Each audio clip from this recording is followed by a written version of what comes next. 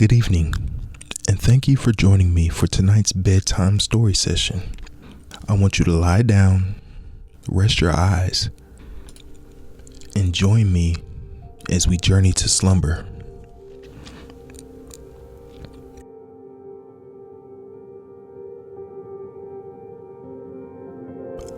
Once upon a time, in a quiet village nestled between rolling hills and a silver lake, there lived a young dreamer named Elias.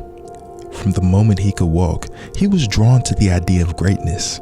He would watch the birds soar and wish to fly higher, see the stars twinkle and want to shine brighter. Success, he believed, was the key to happiness, and he would not stop until he found it. Every morning before the village awoke, Elias set out on a new challenge. He ran faster than the wind, studied longer than the scholars, and worked harder than the elders. But no matter how much he achieved, an unease clung to him like a shadow. His heart pounded not with excitement, but with fear. Fear of failure, fear of not being enough, fear that if he ever stopped, he would never reach his dreams. One evening, after a particularly exhausting day, Elias wandered to the silver lake. The water was still, mirroring the golden hues of the setting sun. He sat by the shore, watching the ripples move in slow, steady circles. An old fisherman, Solis, sat nearby, untangling his net.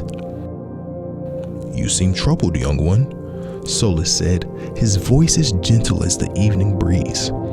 Elias sighed. "I want to succeed. I work so hard every day, but the more I push, the more restless I feel." Solis chuckled. "Tell me, son, why do you think the lake is so clear?" Elias frowned. "Well, usually when the wind is blowing hard, it's not clear. The wind makes waves in the water, but right now, I don't know. I guess it's clear because it's still." "Exactly," Solis nodded. "If you stir the water too much, it becomes cloudy. The same is true for the heart. Sometimes, the harder you chase after something, the more it slips away. True success isn't about running faster. It's about finding peace within the journey." Elias listened, the words settling into his chest like stones sinking into water. He realized that all this time he had been running not toward his dreams, but away from stillness. He feared that slowing down meant giving up, but perhaps it simply meant seeing more clearly.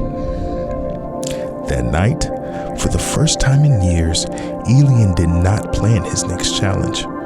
Instead, he lay in the soft grass, feeling the cool night air against his skin. He listened to the whispers of the wind, the rustling leaves, the distant hoot of an owl. And in that moment, he felt something he had never known before. Peace. As the days passed, Elias still worked toward his dreams, but he no longer let fear drive him. He took time to watch the sunrise, to laugh with friends, to sit by the lake and listen to the world. And in doing so, he found a quiet strength he had never known. His heart, once restless, was now steady. His mind, once cluttered with doubt, was now clear. And so in the end, Elias did find success, but not in the way he had imagined. He found it not in chasing, but in being. Not in proving himself, but in knowing himself. And with that, he lived a life full of both accomplishment and peace, walking the path to tranquility with each steady step. And as the stars twinkled above, the village slept soundly, knowing that sometimes the greatest success is simply learning how to be still. And right now, I want you to focus on stillness. As you lie down, continuing your journey to slumber, take nice, deep breaths in through your nose and out through your mouth.